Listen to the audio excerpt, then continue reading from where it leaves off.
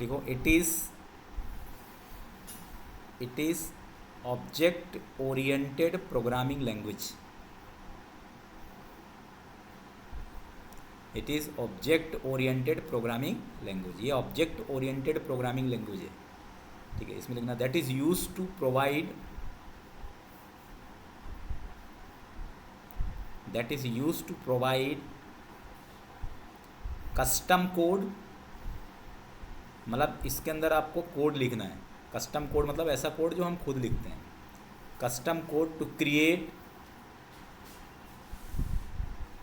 Business logics. Business logic मतलब जो भी आप प्रोग्राम बनाते हो, उस प्रोग्राम के पीछे जो लॉजिकल ऑपरेशंस या एक्सप्रेशन लिखते हो उसे क्या बोलते हैं? Business logic. ठीक है, तो बिजनेस लॉजिक क्या है? कभी भी फिक्स नहीं होता। प्रोग्रामिंग का यही सबसे बड़ा इंटरेस्ट होता है कि प्रोग्राम, आगे वाला प्रोग्राम क्या होगा ये आपको भी पता नहीं है।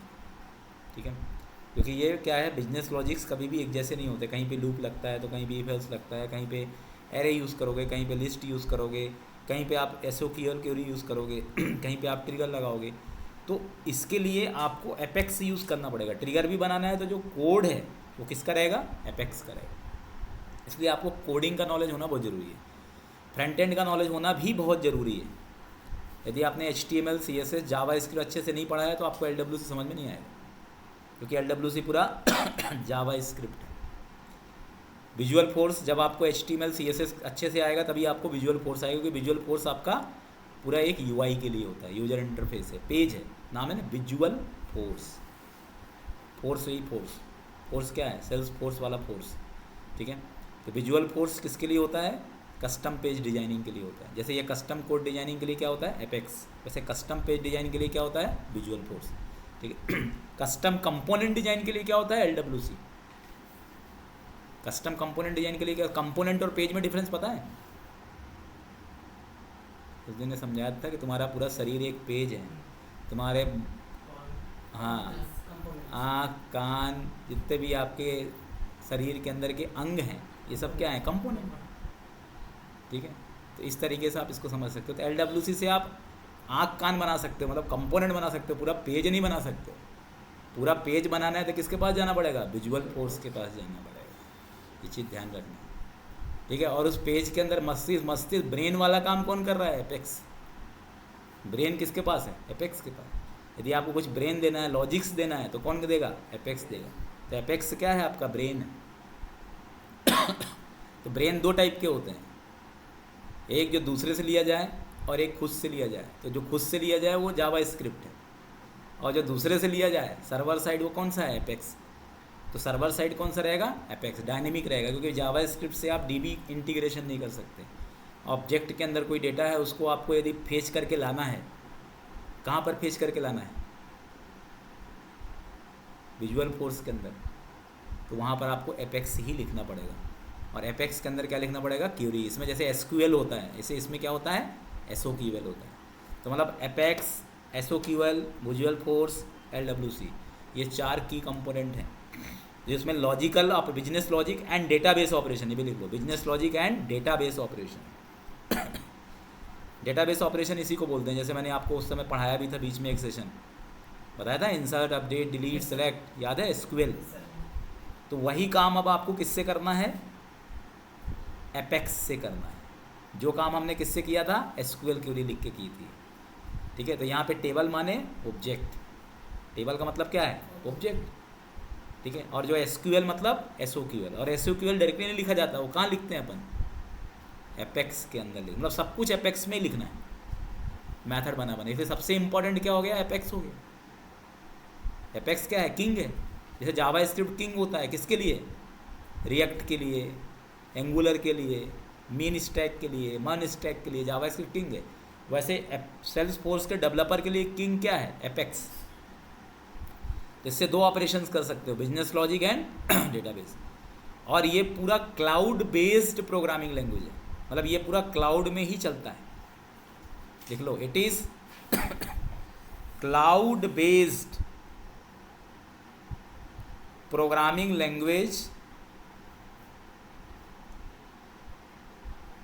Equivalent to Java programming language, Java programming language के समतुल्य है। इक्विवेलेंट का मतलब ये नहीं है कि पूरा है, उसके जैसा है, as it is, double role, ठीक है।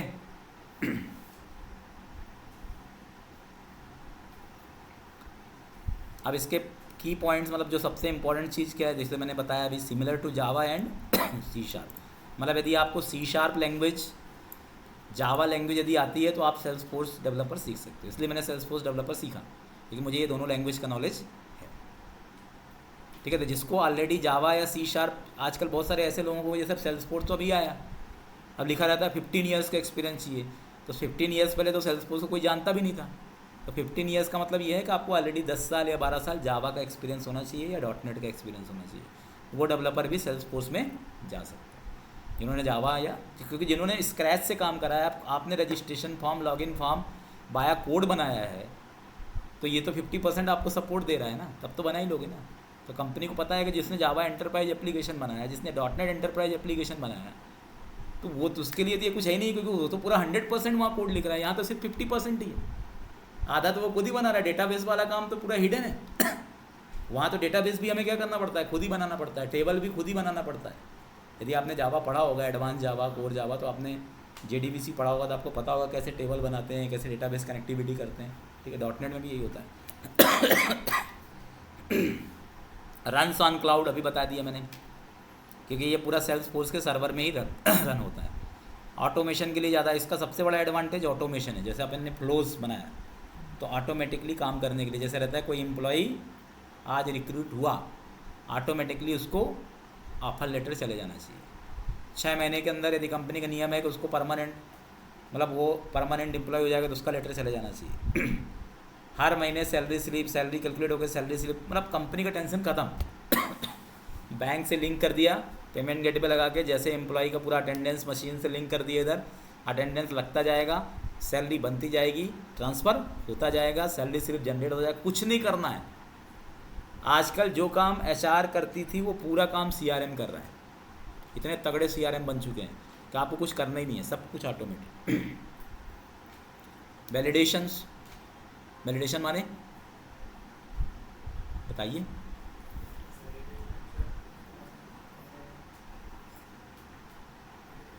अरे वैलिडेशन मतलब करेक्टनेस ऑफ डेटा, जो भी डेटा आप एंट्री कर रहे हैं वो करेक्ट है कि नहीं है, उसका फॉर्मेट सही है कि नहीं, ईमेल आईडी फॉर्मेट सही है, मोबाइल नंबर फॉर्मेट सही है। और इंटीग्रेशन, इंटीग्रेशन मतलब जैसे मैंने समझाया था कि सेल्सफोर्स से API भी बनता है। क्या बनता है? API। और उस API को अपन मोबाइल एप्लीकेशन में कहीं पर भी इंटीग्रेट भी कर सकते, ठीक है। तो ये सबसे बड़ा इसका एडवांटेज है। Apex is also use to create Salesforce triggers. आप इससे ट्रिगर भी बना सकते हो, क्लास के अलावा क्या बना सकते हो, ट्रिगर भी बना सकते हो, ठीक है। Apex आपको क्लास बनाता है, ट्रिगर बनाता है, ठीक है। ट्रिगर अपने आप रन होता है बैकग्राउंड में, और क्लास को हमें खुद रन करना पड़ता है। क्लास कॉल एक्सप्लिसिट और trigger call implicit. Before and after database operation inside update data, लिख लो ये पॉइंट भी। Apex is also use to create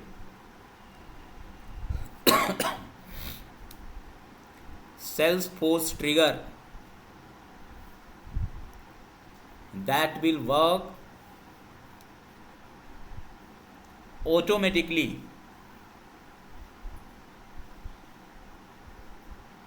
before and after database operations। मतलब before insert, before update, before delete, एक अनडिलीट भी होता है। क्या होता है? अनडिलीट। तो फ्लो क्या है? फ्लो इसी का, ट्रिगर का एक ग्राफिकल रिप्रेजेंटेशन क्या होता है? फ्लो होता है। क्योंकि जिस एडमिन वाले को थोड़ी ना कोडिंग आएगा, तो उसको यदि कोई काम करना है तो किससे करेगा? फ्लो से करेगा। डेवलपर वाले को इससे कर लेगा। इसके बाद लिखना, Apex also provide SOQL and SOSL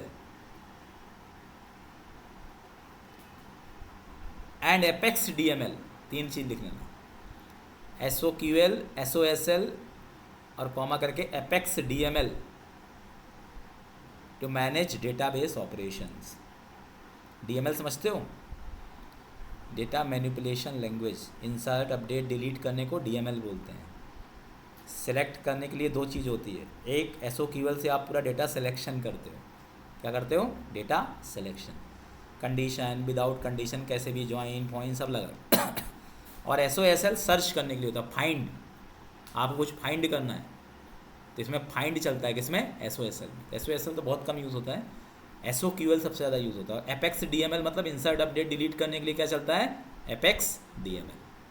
तो 3 चीज़ें होती है डेटाबेस के लिए, SOQL for data selection, SOSL for data find and Apex DML for insert, update and delete. तो मतलब कुल मिला के सब कुछ करना किससे है? एपेक्स। तो इसलिए पहले क्या पढ़ना पड़ेगा आपको? एपेक्स, कि भाई एपेक्स में डेटा टाइप कौन से होते हैं, एपेक्स का सिंटैक्स क्या होता है, एपेक्स में वेरिएबल कैसे डिक्लेयर करते हैं, एपेक्स में कांस्टेंट कैसे डिक्लेयर करते हैं, एपेक्स में इफ एल्स कैसे चलाते हैं, एपेक्स में लूप कैसे चलाते हैं, एपेक्स में ऑब्जेक्ट ओरिएंटेड प्रोग्रामिंग का कंसेप्ट कैसे यूज़ करते हैं। ये सभी चीज़ें आपको क्या पता होना चाहिए, क्योंकि आपको यदि लॉजिक पता है, आप किसी भी टेक्नोलॉजी में देखो, कंपनी वाले क्या पूछते हैं? लॉजिक, क्योंकि इसको पता है ना कि इसको लॉजिक पता है। अब एप्टीट्यूड का टेस्ट क्यों लेते हैं? बड़ी बड़ी कंपनी, गूगल जैसे कंपनियां लेती हैं, क्योंकि उसको ये पता करना है कि आपका दिमाग कितना चलता है। आप यदि न्यूमेरिक कैलकुलेशन अच्छा करते हो तो मतलब आपका दिमाग क्या है? अच्छा है, क्योंकि प्रोबेबिलिटी के क्वेश्चन हर कोई हल नहीं कर सकता है। कर सकता है क्या? उसके लिए दिमाग तो चाहिए ना। ठीक है, linear equation, linear algebra, differential equation, calculus, ये इंटीग्रेशन, यदि इंटीग्रेशन भी दे दिया जाए 3 वाला तो आधे ज़्यादा तो वैसे ही आउट हो जाए। ट्रिपल इंटीग्रेशन, हम लोग डेटा मशीन लर्निंग पढ़ाते हैं, उसमें ये सब पढ़ाते हैं, फिर से आगे पूरा मैथ। तो बोलते ना क्या यूज़ है इनका, तो आइए DSML में हम बताएंगे क्या यूज़ है इनका। इंटीग्रेशन मतलब होता है जोड़ना। बहुत बड़े बड़े जो वो रहते हैं ना, आप कितना जोड़ सकते हो प्लस से? नॉर्मल चीज़ें जोड़ सकते हो। अब टन वाले जो रिकॉर्ड है उनको थोड़े ना आप जोड़ सकते हो प्लस से। प्लस वाला बोलेगा भाई मैं नहीं कर सकता, तो फिर किसके पास जाना पड़ेगा? इंटीग्रेशन के पास जाना पड़ेगा। समुद्र से पूरा वायर आता है यहाँ पे, अब फिर आप इंटरनेट चलाते हो। अब समुद्र कितना बड़ा है, अब उसका पूरा लेंथ यदि नापना है और उसकी गहराई नापनी है, तो तुम्हारा ये नॉर्मल एल्गोरिथम काम ही नहीं करेगा। उसके लिए फिर आपको फिजिक्स का यूज़ करना पड़ेगा। इसका इसलिए फिजिक्स यूज़ होता है, और केमिस्ट्री तो दवाइयों में यूज़ होता है। तो जो लोग बोलते हैं ना कि ये सब क्या यूज़ है, तो भैया पढ़ो तो उस लायक, तब तो समझ में आएगा क्या यूज़ है। साइंटिस्ट तो बनो, सब यूज़ है। ठीक है। अब एपेक्स का बेसिक सिंटैक्स देखिए। ठीक है, ये तो डेटा टाइप है, तो इसके लिए देखो बेसिक सिंटैक्स इसका ये है कि आपको सिर्फ क्या लिखना है? क्लास लिख लो, सिंटैक्स ऑफ एपेक्स।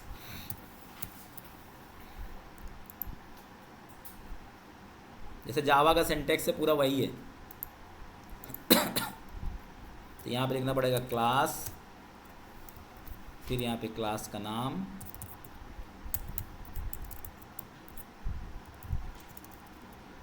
ठीक है, यहाँ पे पब्लिक,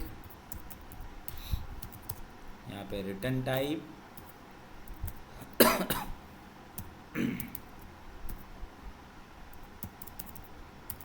फिर यहाँ पे मेथड का नाम,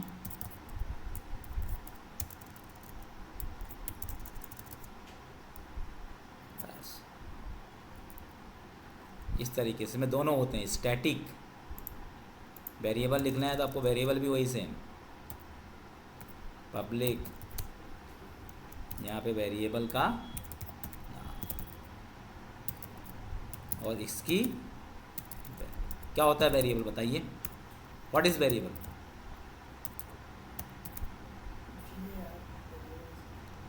अरे याद क्यों कर, तो समझ के बताओ ना, ये वेरिएबल होता क्या है? बस किसी वैल्यू को स्टोर करने के लिए वेरिएबल का यूज़ करो। जैसे अलमारी में रैक, रैक नहीं रहेगा तो सामान कहाँ रखोगे? जैसे ये है टेबल, इसमें आप अपने कॉपी वॉपी, मोबाइल वोबाइल ये रख रहे हो, तो क्या है? ये भी क्या है? एक वेरिएबल ही तो है। तो जो डेटा को स्टोर करता है वो वेरिएबल है। बस ये कि इसके लिए आपको डेटा टाइप भी चाहिए, क्योंकि ये जावा स्क्रिप्ट नहीं है। मतलब इसमें डेटा टाइप देना ज़रूरी है, बिना डेटा टाइप के आप वेरिएबल नहीं लिख सकते। और वेरिएबल की में सबसे दूसरी खास बात होती है कि इसकी वैल्यू चेंज हो सकती है। जैसे रैक में आप फिक्स थोड़ी ना यही सामान रखना है भाई, रैक में आप कोई सा भी सामान रख सकते हो। रैक है, इसमें आप स्वेटर रखना स्वेटर रखो, मोबाइल रखना मोबाइल रखो, वॉच रखना वॉच रखो। अब वो रैक की साइज़ डिपेंड करता है। अब जैसे आप मान लो आपको बड़ा सामान रखना है तो बड़े साइज़ का रैक चाहिए, तो वैसे इसमें डेटा टाइप होता है कि आपको छोटा सामान रखना है तो छोटा डेटा टाइप यूज़ कर लो, बड़ा सामान रखना बड़ा टाइप यूज़ कर लो, बहुत सारे कैरेक्टर्स को यूज़ करना है स्ट्रिंग यूज़ कर लो। इसमें स्ट्रिंग होता है डेटा टाइप। तो डेटा टाइप का यूज़ करना बहुत ज़रूरी है, क्योंकि डेटा टाइप आपको आना चाहिए। क्योंकि डेटा कितने आप नॉर्मल रोज़ यदि आप बातचीत करते हो तो आप कौन कौन से सबसे ज़्यादा कौन से डेटा टाइप यूज़ करते हो बताओ बातचीत में? बातचीत जो आप करते हो पूरा दिन भर सुबह से लेकर शाम तक, तो सबसे ज़्यादा कौन सा डेटा टाइप का यूज़ करते हो? स्ट्रिंग। सब कुछ स्ट्रिंग ही तो है। मैं जो बोल रहा हूँ क्या स्ट्रिंग है? पैसे रुपए तो बहुत कम यूज़ करते होंगे। 2 रुपये दे देना, 4 रुपये दे देना, 5 रुपये दे देना, नंबर बहुत कम यूज़ करते हैं। 90% अपन क्या यूज़ करते हैं? स्ट्रिंग यूज़ करते हैं। इसलिए प्रोग्रामिंग में भी 90% हमेशा स्ट्रिंग ही यूज़ होता है। ठीक है। Collection of character. अब इसको यूज़ करना है। अब देखो इसका भी मैं डेप्थ में नहीं जाना चाहता। इसमें 2 टाइप के मेथड होते हैं, स्टैटिक नॉन स्टैटिक। ठीक है, स्टैटिक वाले क्लास नेम से कॉल होते हैं, नॉन स्टैटिक वाले ऑब्जेक्ट से कॉल होते हैं। तो अब इसको यदि एक्सेस करना है, ये तो बना लिया आपने। एक्सेस करने के लिए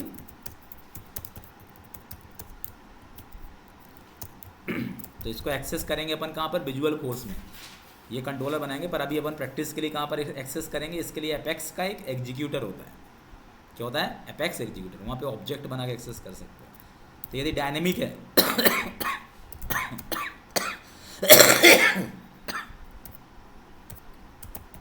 for dynamic method create object, यहाँ पे क्या रहेगा? Class name obj equal to new class name, और यहाँ पे आएगा obj डॉट मेथड।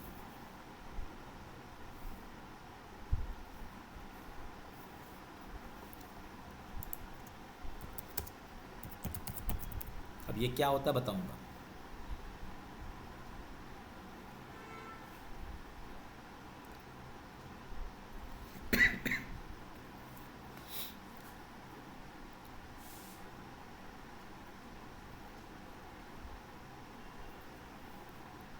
ठीक है,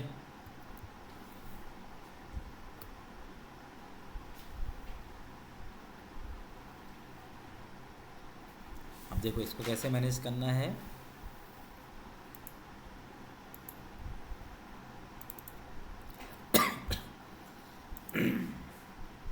तो चला के देखते हैं प्रैक्टिकल।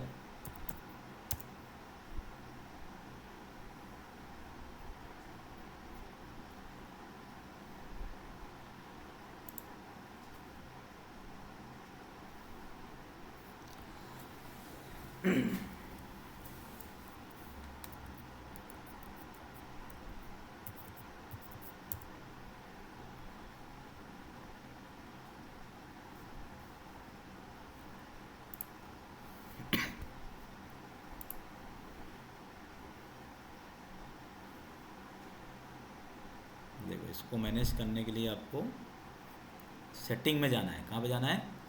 ध्यान रखना कहाँ पे जाना है। तो लिख लो हाउ टू ओपन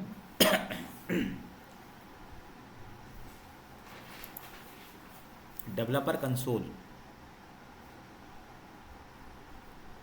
मतलब आप डेवलपर कंसोल में भी पूरा एपेक्स का काम कर सकते हैं, एपेक्स विजुअल फोर्स दोनों का। LWC के लिए फिर अपन को किससे कनेक्ट करना पड़ेगा? VS कोड से। ठीक है, सेल्सफोर्स CLI के थ्रू। किसके थ्रू? Salesforce CLI। अब यहाँ पर जाइए, यहाँ पे देखो ध्यान से देखना। यहाँ पे क्या मिलेगा आपको? जैसे मैंने सेटिंग पे क्लिक करा या सेटअप मेन्यू पे क्लिक करा, तो सेटअप मेन्यू पे क्लिक कर, इसको सेटअप बोलते हैं इसमें, और यहाँ पर जाना है आपको डेवलपर कंसोल। इसको उसी टैब में खोलने के लिए open link in new tab कर लेना, नहीं तो वो मिनिमाइज होकर खुलता है। देखो ये पूरा अपना डेवलपर का इन्वायरमेंट है। नोटपैड जैसे ही मिलेगा आपको फाइल इसकी। अब यहाँ पे फाइल में जाओ, कहाँ पे जाना है, फाइल, न्यू, और यहाँ पे देखो apex class, apex trigger, visual force page, visual force component, static resource, lightning application, lightning interface, lightning event, lightning token, इतनी सारी चीज़ें होती हैं। तो लाइटनिंग वाले सब LWC, और विजुअल फोर्स के दो चीज़ें हैं। स्टैटिक रिसोर्स मतलब आपका इमेजेस, ये सब चीज़ों के लिए रहता है, पाथ हाथ बनाने के लिए। तो अपने क्या देना है, एपेक्स क्लास, ट्रिगर बनाना है तो फिर एपेक्स ट्रिगर। यहाँ पे क्लास का नाम दे दिया वेलकम, अपने आप पूरा स्ट्रक्चर ये बना देगा, पब्लिक क्लास वेलकम। ठीक है, अब ये क्लास के अंदर का क्या है, सिंटेक्स से क्लास क्या होता है, class is the collection of data members and member functions, it is a blueprint of object. ठीक है, तो लिख लो व्हाट इज क्लास। इसमें लिखना class is a user defined data type. ये डेटा टाइप होते हैं ना, जैसे क्लास आपका एक user defined custom data type that contains collections of data members and member function.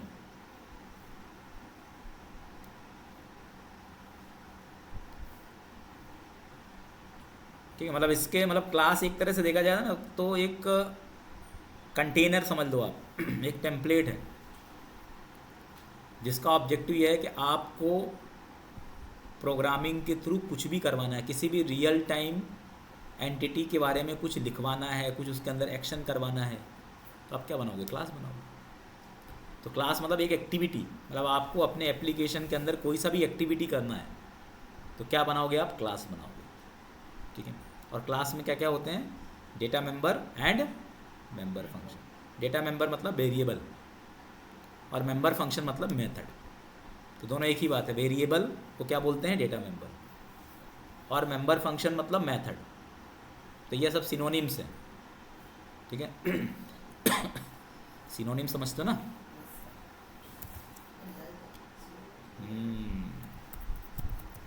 मैंने यहाँ लिख दिया public string message welcome in apex. ठीक है, ये लिख दिया मैंने, एक मैसेज दे दिया। फिर पब्लिक यहाँ पे दे दिया मैंने वॉइड, और यहाँ पे नाम दे दिया मैंने डिस्प्ले मैसेज। ये कस्टम मेथड है। तो ऊपर वाला एक वेरिएबल हो गया और नीचे वाला क्या हो गया, एक मेथड हो गया।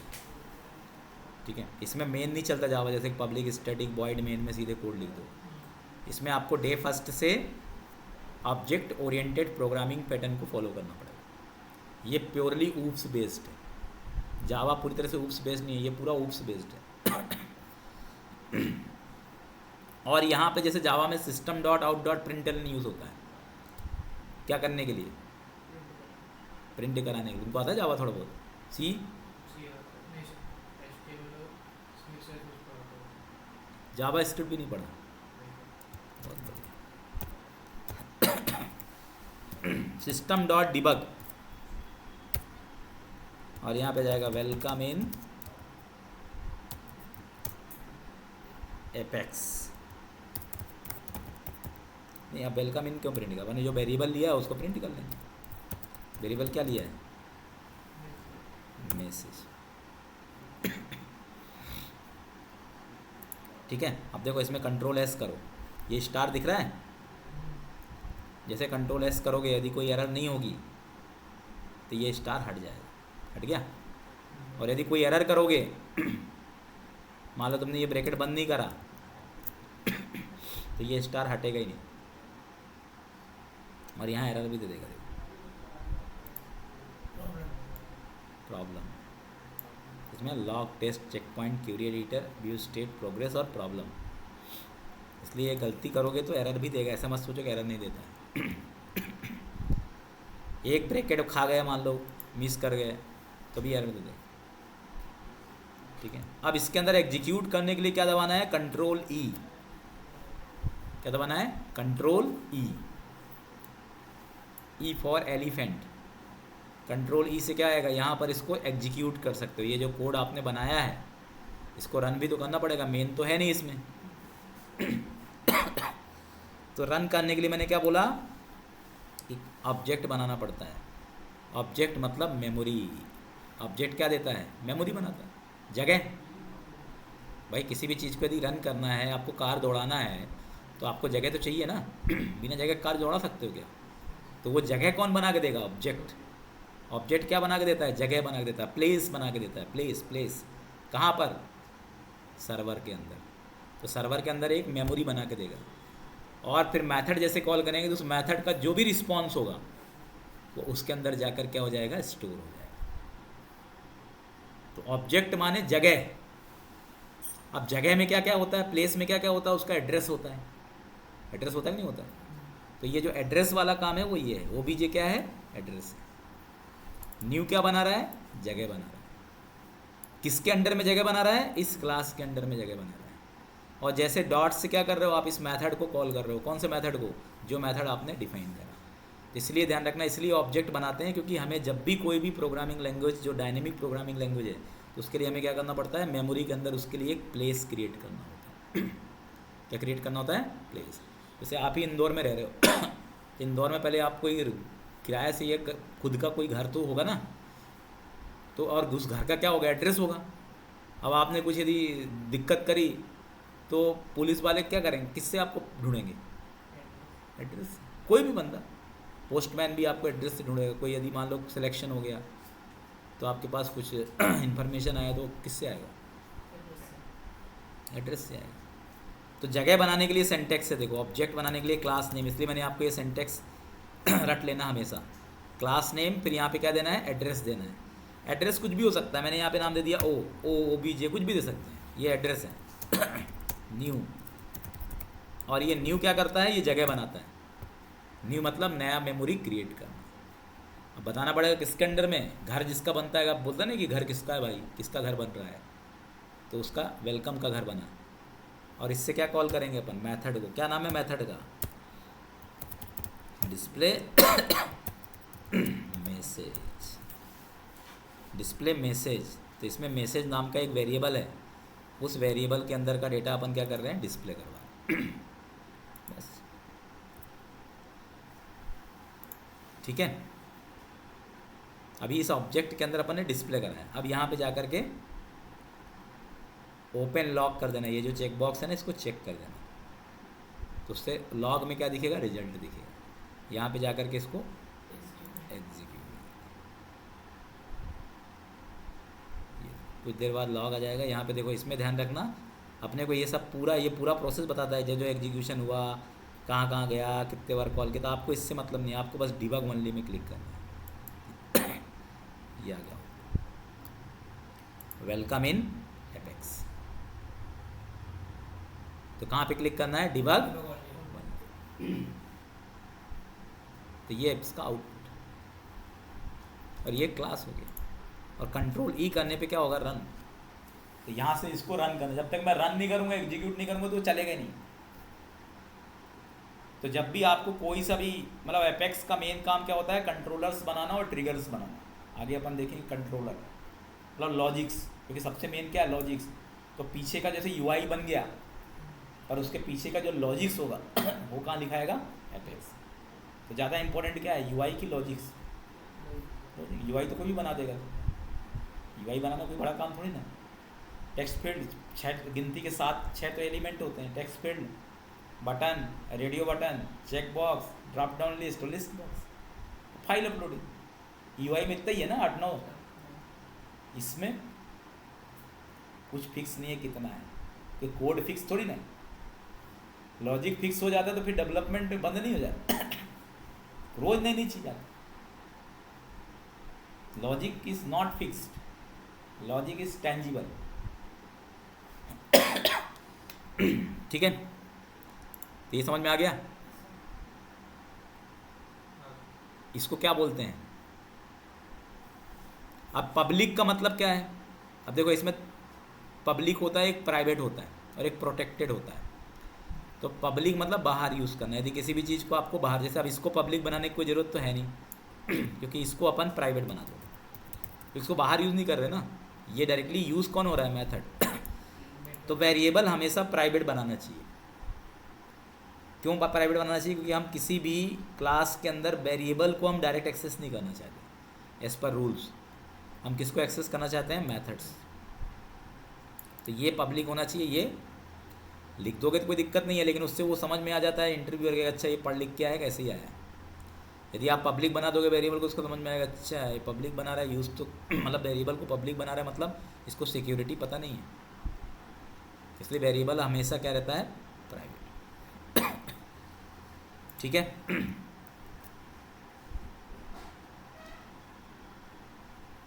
तो क्या किया मैंने स्टेप शुरू से?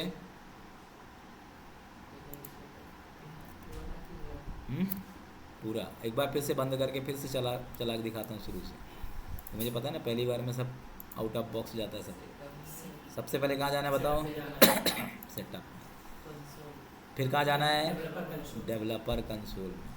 आप चाहो तो ऐसे भी क्लिक कर सकते हो, तो वो अलग से खुलेगा। इसलिए मैं क्या करता हूँ, अलग से खोलने से अच्छा ये है कि एक नया टैब में खोल लें तो प्रॉपर दिखेगा ऐसा। तो प्रैक्टिस के लिए ये बेटर है। अब मुझे जो मैंने पुराना क्लास बनाया था उसको देखना है। नहीं, फाइल में, ओपन में जाइए। क्या बनाया था? क्लास बनाया था। ये देखो, दिख रहा है? वेलकम क्लास बनाया था, देखो दिख रहा है? इस पर क्लिक कर दो बस, ये खुल जाएगा। तो इसमें सब स्टोर भी रहता है, आपने क्या बनाया था। यहाँ से भी देख सकते हो। एक चीज़ और बता रहा हूँ कि आप ये सब चीज़ें अपने डैशबोर्ड से भी देख सकते हो,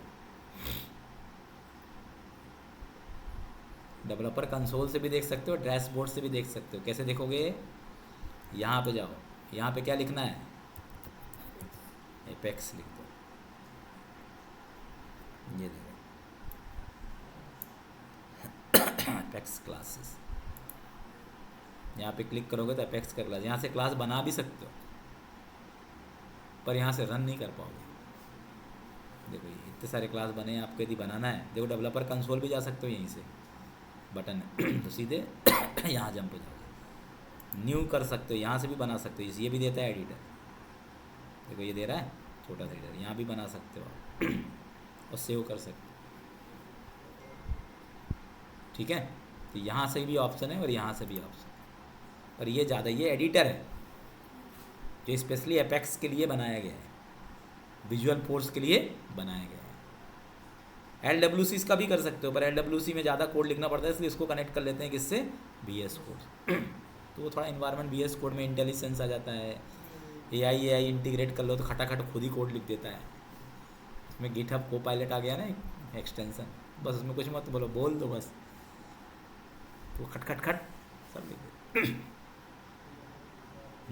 तो आजकल वो भी यूज़ करते आना चाहिए। ये मत सोचो ट्रेडिशनल अभी आज ही, यदि दैनिक भास्कर पढ़ते होगे तो इन्फोसिस के जो मेन को फाउंडर, उसने क्या बोला कि जो बच्चे AI के थ्रू एप्लीकेशन डेवलपमेंट करवाना जानते होंगे, अब उन्हीं को जॉब मिलेगी। अब होशियारी वालों को नहीं मिलेगी। नहीं, मैं बिना देखे कर दिया, बिना देखे कर दिया तो क्या कर लिया? देख करके आदमी यदि 5 मिनट में काम कर रहा है तो बिना देखे 5 महीने लगा रहा है, तो तेरे लिए इतना समय है क्या? क्लाइंट को तो फिर दूसरा प्रोजेक्ट देंगे ना भैया, तो कंपनी और अमीर होती जाएगी, और डेवलपर जो टैलेंटेड है वो और रईस होता जाएगा, और जो टैलेंटेड नहीं है वो घूमेगा। सिर्फ टैलेंट लाओ सभी तरीके से। सब टूल पूल सब पता होना चाहिए तुमको। गिटहब कोपायलट कैसे यूज़ करते हैं, GenAI क्या कैसे यूज़ करते हैं, LLM क्या होता है, LLB क्या होता है, रैक क्या होता है, मतलब GenAI तो सबको आना चाहिए। GenAI तो कोर्स ऐसा कोर्स हो गया है जो हर आदमी को अब आना चाहिए, इसलिए मैंने GenAI का कोर्स निकाल दिया है।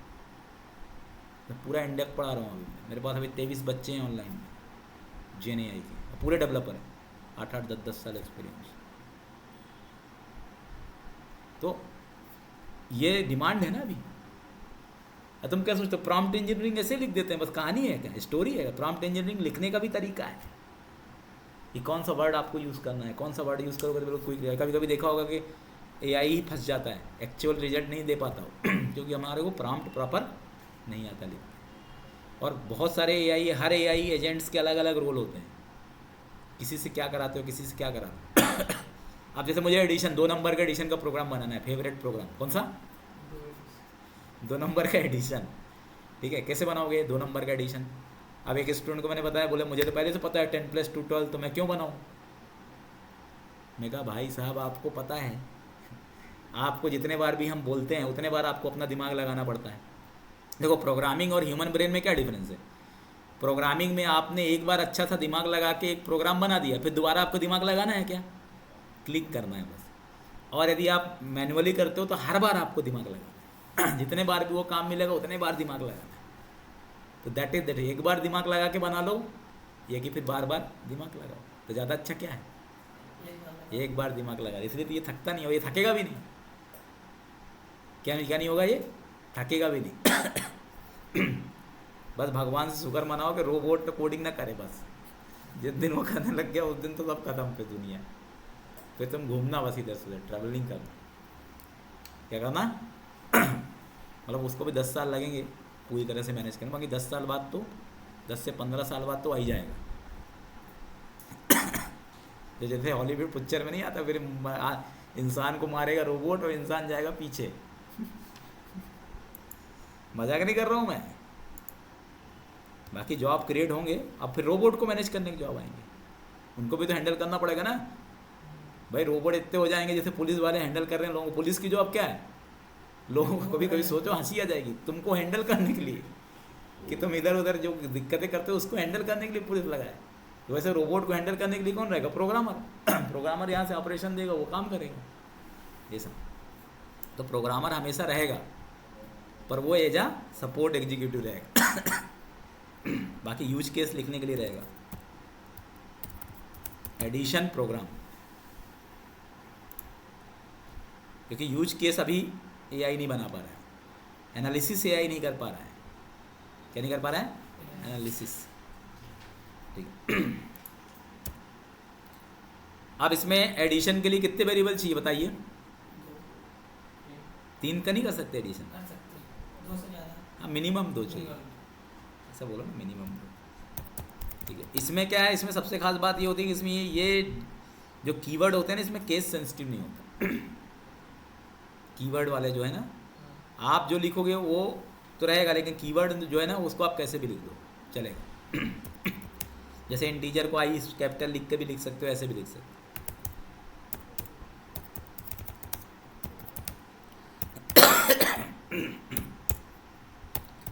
दो वेरिएबल ले लिए पब्लिक वॉइड, और यहाँ पे क्या लिख दिया मैंने? Add logic. ये मेथड है, इसका नाम आप कुछ भी दे सकते हो, पर नाम ऐसा दो कि जिससे उसके बारे में पता चले। जैसे आपके घर वाले आपका नाम कितना बढ़िया देते हैं, इससे भगवान का नाम भी लेते जाए, बाकी मतलब उसका कोई मतलब होना चाहिए। वैसे आपको भी मेथड का नाम ऐसा देना है कि जिससे दूसरे डेवलपर को समझ में आए कि ये मेथड इसने इस पर्पस से बनाया अब यहाँ पर एक चाहो इंटीजर num3,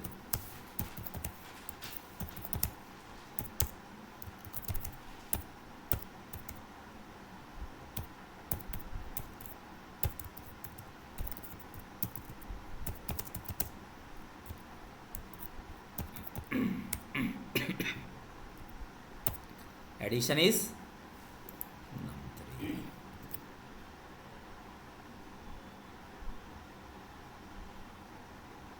ठीक है।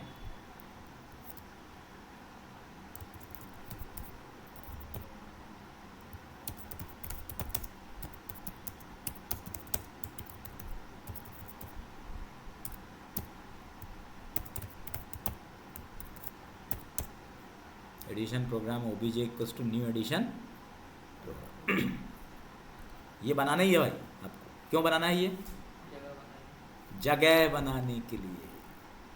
और जगह का एड्रेस कौन किसके पास है? OBJ के पास इधर वाला एड्रेस है, ये जगह न्यू जगह बनाता है। और किसके लिए जगह बनाता है? ये इसको कंस्ट्रक्टर बोलते हैं, पढ़ाऊंगा मैं आगे। और फिर यहाँ पे लिखो OBJ डॉट एड लॉजिक, बस ये मेथड अपन ने कॉल कर लिया।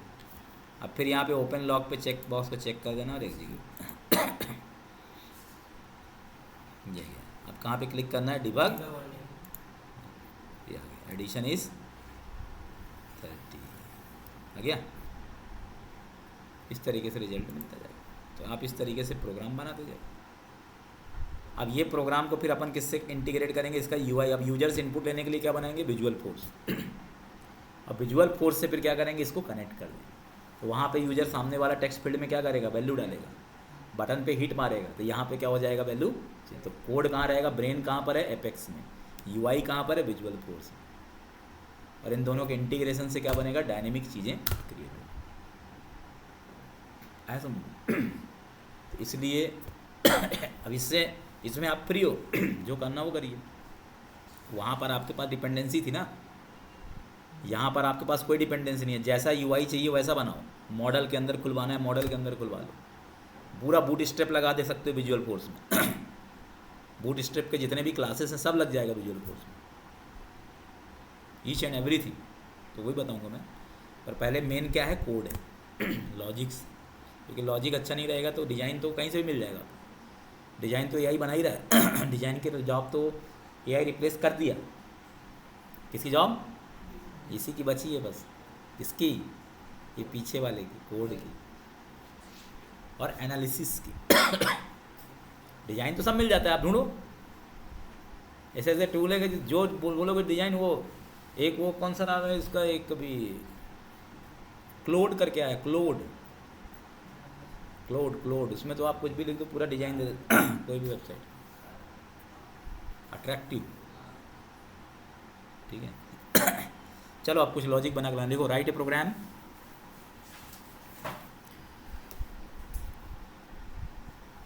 To calculate simple interest. साधारण ब्याज निकाल के लाना है, सिंपल इंटरेस्ट। दूसरा, write a program to perform addition of two number without using plus operator. Write a program to calculate addition without using plus operator. अब आया ना मेरे इंटरेस्ट की चीज़ है। मुझे एडमिन से ज़्यादा मज़ा डेवलपर पढ़ाने में आता है, क्योंकि मैं खुद डेवलपर हूँ ना। Addition program without using plus operator. Admin में तो क्या हाथ बंधे रहते हैं ना, उतने ही कर सकते हैं जितना उसने दिया। यहाँ हाथ खुले, यहाँ तो कुछ भी करो। तीसरा, write a program to convert Celsius from Fahrenheit temperature. Celsius, convert temperature from Celsius to Fahrenheit. ठीक है। ऐसे जैसे मैंने अभी बनाया ना, ऐसे देख देख के। और ये कंट्रोल E याद रखना, कंट्रोल E से ही आएगा, नहीं ढूंढते रह जाओ।